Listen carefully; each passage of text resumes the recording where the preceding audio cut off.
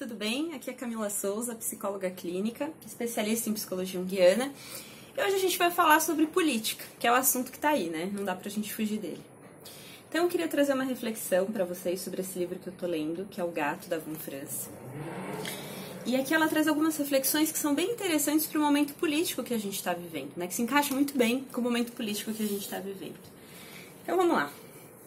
O chefe representa o que em termos psicológicos chamaríamos de si mesmo, ou o núcleo vital da psique coletiva. Então, essa figura do líder seria um representante, um símbolo que integra a nossa, que representa a nossa psique coletiva, esse si mesmo, a nossa psique coletiva. Ela dá um exemplo aqui que é bem legal, que é sobre o Império Chinês, né? Qual que era o papel do imperador? Não era tanto a virilidade ou bem-estar físico do imperador que decidia o destino do império, mas a sua permanência no tal. Se o imperador ficasse fora de si, se fizesse alguma coisa errada, enfim, se perdesse seu equilíbrio interior, os antigos chineses acreditavam que todo o império chinês seria um caos. Como estamos, né? Na China não era a função do imperador governar, dar leis, ou dar ordens, ou fazer o que quer que fosse. Ele precisava falar um pouco e observar todas as leis, mas falar o mínimo possível e, principalmente, cuidar do seu equilíbrio interior. Bom, quem é esse símbolo pra gente hoje? Né? A gente não tem, né?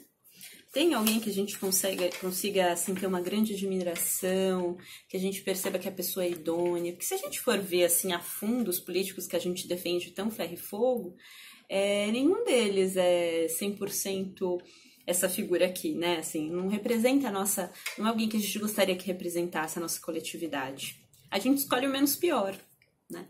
Então, olha como a gente carece, né, dessa figura, que seria esse símbolo redentor, que já foi em algum momento Cristo, né? Não tô falando do ponto de vista religioso, tá, gente? Mas que já foi em outras épocas o símbolo do Cristo, né? Que a religião cristã estava dentro, né, da política, da cultura, enfim, até que esse símbolo foi perdendo um pouco a potência. Tô falando enquanto símbolo do ponto de vista político, cultural, social, não do ponto de vista religioso, né? Aí são outras questões. Mas que hoje a gente não tem mais essa figura, né? Então ela traz aqui mais algumas reflexões que são interessantes. Vemos assim como certas áreas da vida coletiva não fazem mais parte desse império. Ela está falando aqui do império que seria o cristianismo, né? São pequenos impérios que se formam dentro do império maior. Há subimpérios em toda parte. Essa é uma situação perigosa, sinal de que algo está errado com o símbolo principal do si mesmo. Algo está errado com as ideias religiosas centrais dessa civilização, porque elas não têm mais força para manter o todo unificado, né? Que é o perigo que a gente tem vivido, né? Essa polarização, essa cisão, né? E assim, as pessoas estão muito cindidas também, né? Parece que a gente fica quando eu falo polarização, assim, a gente acredita em uma determinada coisa e a gente não se abre para reflexão de mais nada, né?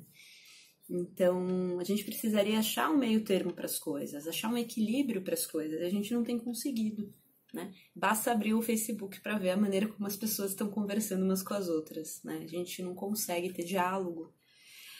A nossa cultura, né? O nosso país, a gente está muito polarizado. Isso é uma cisão, né? Nessa nossa psique coletiva. Então, olha como é complicado o que a gente está vivendo. E como que a gente faz para mudar a coletividade, né? Então, a busca por uma cultura, assim, por um país mais equilibrado, é que a gente primeiro busque também o nosso equilíbrio interno, né? Geralmente, os governantes que a gente tem também são representantes do que a gente tem nas ruas, né? A gente fala tanto que o político é corrupto, mas será que a gente também não é corrupto? A gente também não é malandro? A gente também não passa a perna quando dá, né? Ou então a violência que a gente tem visto também sendo utilizada aí como uma forma de se impor, né? Então, como essas coisas que estão no coletivo, que estão expressadas aí nesses movimentos políticos, elas também têm a ver com a nossa psique individual, né? Como a gente trabalha isso dentro da gente. Então, busca achar esse seu equilíbrio interno, né? Porque a nossa sociedade, a nossa cultura carece de a gente conseguir achar um equilíbrio. Não é nem um oposto, nem um outro, um meio termo. Tá bom, gente? Então é isso. Espero ter ajudado. A reflexão espero que tenha sido positiva nesse momento que a gente está vivendo, que é tão difícil. E ao mesmo tempo, assim, sabe, desconecta um pouquinho de vez em quando da política, se conecta um pouco também com a sua vida individual, faz a sua parte lá no coletivo, mas também se conecta com a sua individualidade, as coisas, a diferença que você pode fazer na sua vida individual, né? Porque senão a gente fica tão conectado com o coletivo que a gente se perde um pouco, e isso é muito angustiante também. Tá bom, gente? Então essa é a reflexão, espero que tenha valido a pena. Até o vídeo da próxima semana. Beijo!